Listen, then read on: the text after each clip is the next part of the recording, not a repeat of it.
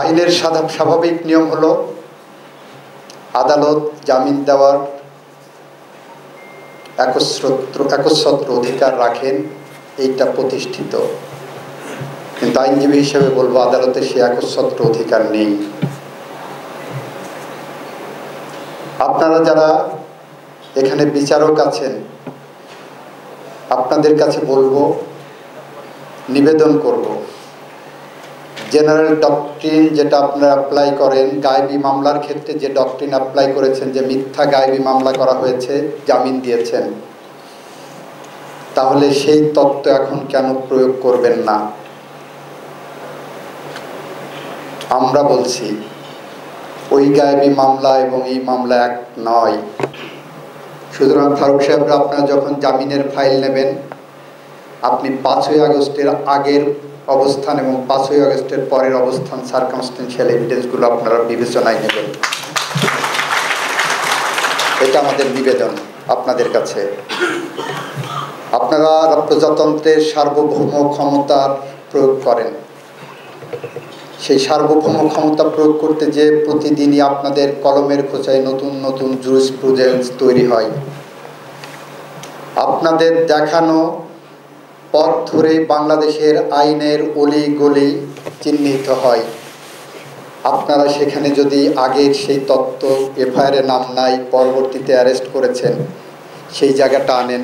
সেখানে আরেকটা বিষয় আপনাদের বিবেচনায় আনার কথা বলবো, নিবেদন করব। আপনারা মহামান্য আদালত, আপনাদের শ্রদ্ধার সাথে নিবেদন করতে পারি আমরা, আপনারা আজকে এই সমাবেশে, কর্মশালায় এসে আমাদেরকে ধন্য করেছেন।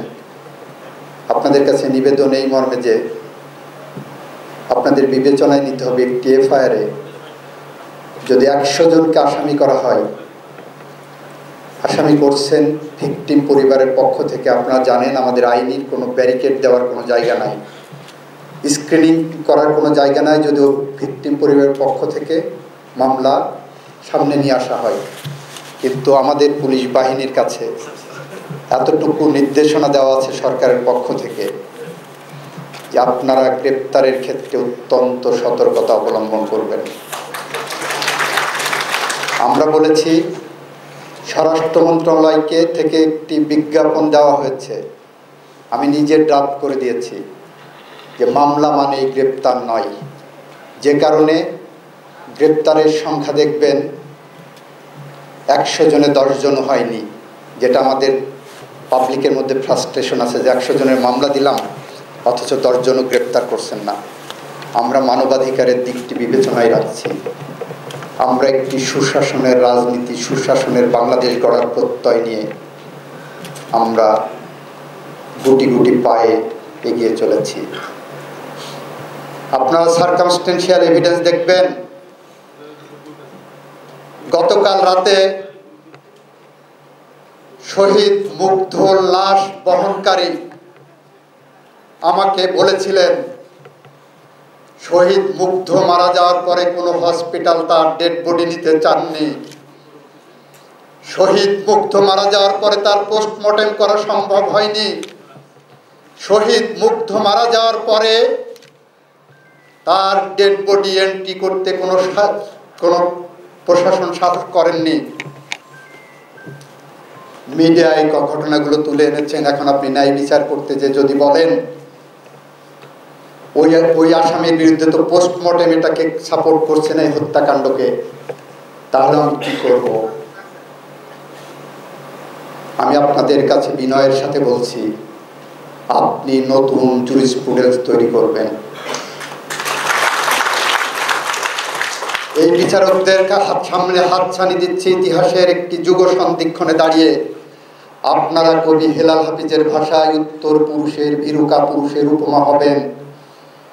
না আগামী বাংলাদেশে সুকান্তের কবিতার মতো এই বিশ্বকে এই আগামী শিশুর বাসযোগ্য করে গড়ে তুলে যাবেন, সেই দায়িত্ব আপনাদের কাঁধে এসে পড়েছে, আমার কাঁধে এসে পড়েছে, আমাদের কাঁধে এসে পড়েছে বন্ধুরা আমার।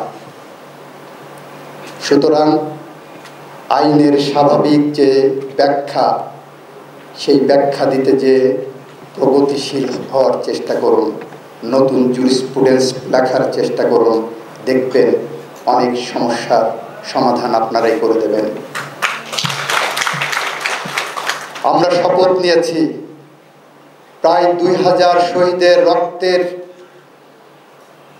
ধারাবাহিকতায় যে স্বাধীনতা আমরা পেয়েছি নতুন করে, সেখানে শপথ নিয়েছি যে বিপ্লব পেয়েছি, যে অভ্যুত্থান সফলভাবে সম্পন্ন করেছি, সেখানে আমাদের শপথ আছে আমরা বাংলাদেশের মাটিতে আর কখনো কোনো ফ্যাসিস্টের মাথা চাড়া দিয়ে দেখতে চাই না। আমাদের সেই শপথে, সেই সংগ্রামে, সেই চলার পথে আপনারা প্রত্যেকে এক একজন ভ্যানগার্ড। আমরা সিন্ডিকেট ভাঙার চেষ্টা করেছি। বিচার বিভাগে একটা সিন্ডিকেট ছিল, পুলিশে সিন্ডিকেট ছিল।